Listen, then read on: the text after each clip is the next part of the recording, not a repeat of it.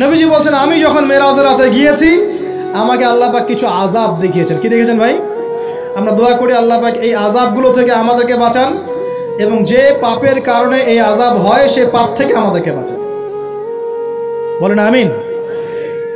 আর একটা কথা বলে রাখি, যেহেতু নবীকে এই আযাবগুলো দেখানো হয়েছে, অন্য কোনো নবীকে কিন্তু দেখানো হয় নাই। কাকে দেখানো হয়েছে?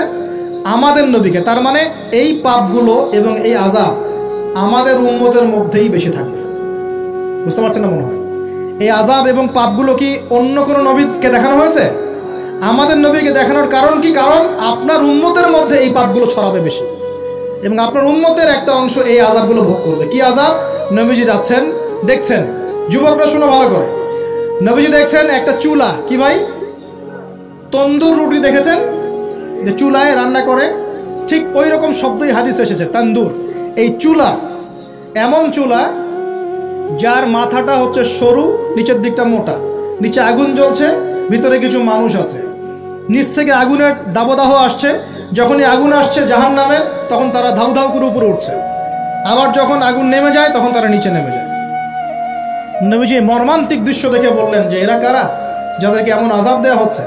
জিবরাইল আলাইহিস সালাম বললেন, যুবক ভাই শোনেন ভালো করে, জিবরাইল আলাইহিস সালাম বললেন এরা হচ্ছে আপনার উম্মতের সেই সব ব্যক্তি যারা বিবাহ বহির্ভূত জিনা করেছিল। এই পাপটা মারাত্মক। আল্লাহ পাক আমাদের সবাইকে এই পাপ থেকে ফিরে আসার তৌফিক দান করুন এবং এই পাপ যদি করে থাকেন হতাশ হবেন না, তওবা করে আজকেই ফিরে আসবেন। তওবা করলে আল্লাহ পাক যে কোনো পাপ মাফ করে দেবেন ইনশাআল্লাহ। যে কোনো পাপ তওবা খাস করতে হবে, কোনোদিন এই পাপে লিপ্ত হওয়া যাবে না। আচ্ছা, এবার সামনে যাই। নবী সাল্লাল্লাহু আলাইহি ওয়াসাল্লাম সামনে গেলেন, গিয়ে দেখলেন, এবার দেখলেন কিছু মানুষ বসে আছে, সামনে আছে টাটকা তরতাজা গোশত, একদম ধোঁয়া উঠতেছে, একদম মনে করেন ওই কালা ভুনার মতো। আর পাশে রাখা আছে পচা নোংরা আবর্জনাময় গোশত। এই মানুষগুলো ভালো গোশত খাচ্ছে না, এই মানুষগুলো পচা গোশতগুলোই খাচ্ছে, দুর্গন্ধযুক্ত। নবীজি বললেন এরা কারা? নবী সাল্লাল্লাহু আলাইহি ওয়াসাল্লামকে বলা হচ্ছে এরা আপনার উম্মতের সেই সব ব্যক্তি যারা বিবাহিত, ভালো করে শোনেন, এরা আপনার উম্মতের সেই সব ব্যক্তি যারা বিবাহ বহির্ভূত সম্পর্ক করেছে। মানে বিয়ে করার পরেও, বাসায় স্ত্রী থাকার পরেও বাইরে জিনা করেছে, বাসায় স্বামী থাকার পরেও বাইরে জিনা করেছে। আরও সামনে যান, নবীজি দেখলেন এবার একটা রক্তের নদী। কিসের নদী ভাই? প্রশ্ন করব কেন রক্তের নদী? উত্তর দিতে হবে। ওই রক্তের নদীতে আল্লাহ পাক কিছু মানুষকে রেখেছেন, ফেরেশতারা পাথর দিয়ে তাদের মাথা ফাটিয়ে দিচ্ছে, পাথর ছিটকে অন্য জায়গায় চলে যাচ্ছে, পাথর নিয়ে আসার মুহূর্তের মধ্যেই মাথা আবার জোড়া লেগে যাচ্ছে, আবার পাথর দিয়ে মাথা ফাটিয়ে দেওয়া হচ্ছে, আবার পাথর ছিটকে চলে যাচ্ছে। নবীজি জিজ্ঞাসা করলেন এরা কারা যাদেরকে শাস্তি দেওয়া হচ্ছে? নবী সাল্লাল্লাহু আলাইহি ওয়াসাল্লামকে জিবরাইল আলাইহিস সালাম বললেন এরা আপনার উম্মতের সেই সব ব্যক্তি যারা সুদখোর ছিল। কি ছিল? এখন বলেন রক্তের নদী কেন? সুদের মধ্য দিয়ে এক শ্রেণীর মানুষ ধনী হয় আর এক শ্রেণীর মানুষ গরিব হয়। সুদের মধ্য দিয়ে গরিব মানুষের রক্তটাকে চুষে খাওয়া হয়। এই কারণেই কিয়ামতের মাঠে এবং বারজাখের জীবনে রক্তের নদীতে ফেলে মাথাটা ফাটিয়ে দেওয়া হবে। মাথা কেন ফাটানো হবে? এই মাথা দিয়ে শয়তানি বুদ্ধিটা বের করেছিল যে ইন্নামাল বাইউ মিসলুর রিবা, সুদ হচ্ছে ব্যবসার মতোই। এই শয়তানি কোত্থেকে বের হয়েছে? এই মাথা থেকে। এই কোন মাথা পাঠায় দেওয়া হবে। আল্লাহ পাকের শাস্তি খুব নিপুণ। আমি চিন্তা করার চেষ্টা করেছিলাম আজকে কেন এই শাস্তিগুলো এইভাবে আসবে। আল্লাহু আ'লাম বিসওয়াব, আল্লাহ ভালো জানেন, তবে আমাদের কাছে এটা মনে হয়। এরপর সামনে যান,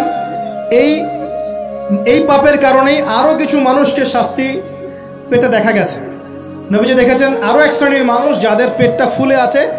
প্রাসাদ দেখেছেন? অট্টালিকার মতো পেটটা ফুলে আছে, ভিতরে সাপ কিলবিল করছে। না না না না না, নবীজিকে জিজ্ঞাসা করলেন এরা কারা?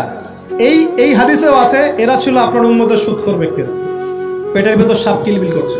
আর একটা জায়গায় তিনটা দেখা গেছে সুদখোরের শাস্তি। কয়টা ভাই? তিনটা। একটা দেখলাম রক্তের নদীতে মাথা ফাটানো, একটা হচ্ছে পেটের মধ্যে সাপ কিলবিল করছে, আর একটা হচ্ছে দেখলেন কিছু মানুষ পানিতে হামাগুড়ি দিচ্ছে এবং পাথর খাচ্ছে। কি খাচ্ছে ভাই? পাথর। এবং এই পাথরটা ভিতরে যাচ্ছে, গিয়ে পিছনের রাস্তা দিয়ে বের হয়ে যাচ্ছে। নবীজি বলেন এরা কারা? একই উত্তর দিলেন জিবরাইল আলাইহিস সালাম, এরা হচ্ছে আপনার উম্মতের সুদখোর ব্যক্তিরা। সুদের এই তিনটা শাস্তি স্পেশাল দেখা গেছে। কেন আল্লাহ ভালো জানেন, আমরা সব ব্যাখ্যা করতে পারবো না। নবীজি আরও সামনে এগিয়ে গেলেন, তাকে দেখানো হলো এবার এক শ্রেণীর ব্যক্তি, হাতগুলো নখগুলো তামার মতো লম্বা, তামার নখ, লম্বা লম্বা নখ, দেখেছেন কোনো কোনো মুভির মধ্যে দেখা গেছে, ছবির মতো তামার লম্বা লম্বা। হ্যাঁ, তো এই নখগুলো দিয়ে তারা চোখ এবং গাল আঁচড়াচ্ছে, কোনো কোনো ক্ষেত্রে বুক আঁচড়াচ্ছে এবং ওই গোশতগুলো খাচ্ছে। নবী জিজ্ঞাসা করলেন এরা কারা? নবীজিকে বলা হচ্ছে এরা আপনার উম্মতের সেই সব ব্যক্তি যারা বেশি বেশি গীবত করত এবং অন্যের নামে মিথ্যা অপবাদ ছড়াতো। আর সতর্ক করে দেই, এই পাপটা কিন্তু এখন ছেলে মেয়ে সব সমাজে বেশি হয়, কি আলেম জালেম সব সমাজে বেশি হয়। কোনো কোনো ক্ষেত্রে ওয়াজ মাহফিলের প্যান্ডেলগুলোর মধ্যে বসে বসে মানুষের গীবত করা হচ্ছে। এবং এই অনলাইনের ফেসবুক আর ইউটিউবের যে কন্টেন্টের যুগগুলো চলছে, এখানে কারণ থাক না থাক মানুষের গীবত তহমত প্রচুর হচ্ছে, কোনো কারণে হোক অকারণে হোক। সতর্ক হয়ে যাবেন, আপনার দ্বারা আমার দ্বারা যদি কারো গীবত হয়, তামার নখ দিয়ে গাল আশ্রাতে হবে কিয়ামতের মাঠে। আল্লাহ পাক বাঁচা কেমন হেফাজত করুন।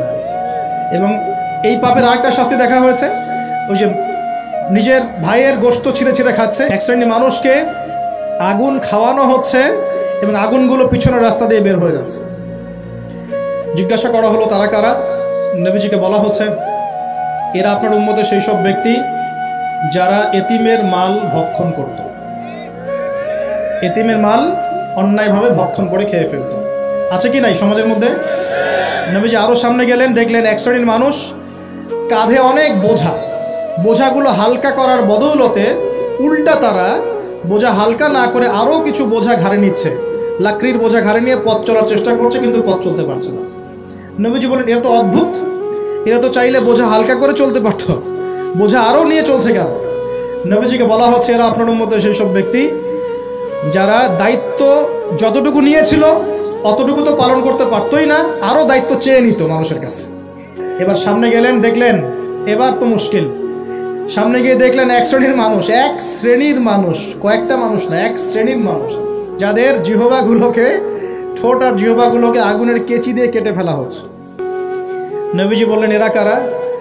রাসূল সাল্লাল্লাহু আলাইহি ওয়াসাল্লামকে বলা হচ্ছে এরা আপনার উম্মতের সেই সব ব্যক্তি যারা ছিল ওয়ায়েজ বক্তা, আলেম ওয়ায়েজ বক্তা, যারা মানুষের সামনে দ্বীনের কথা বলতো কিন্তু নিজেরাই সেই দ্বীনের প্রতি আমল করত। আল্লাহ রাব্বুল আলামিন আমাকে এবং আপনাদের সবাইকে এই মর্মান্তিক শাস্তি থেকে বাঁচান।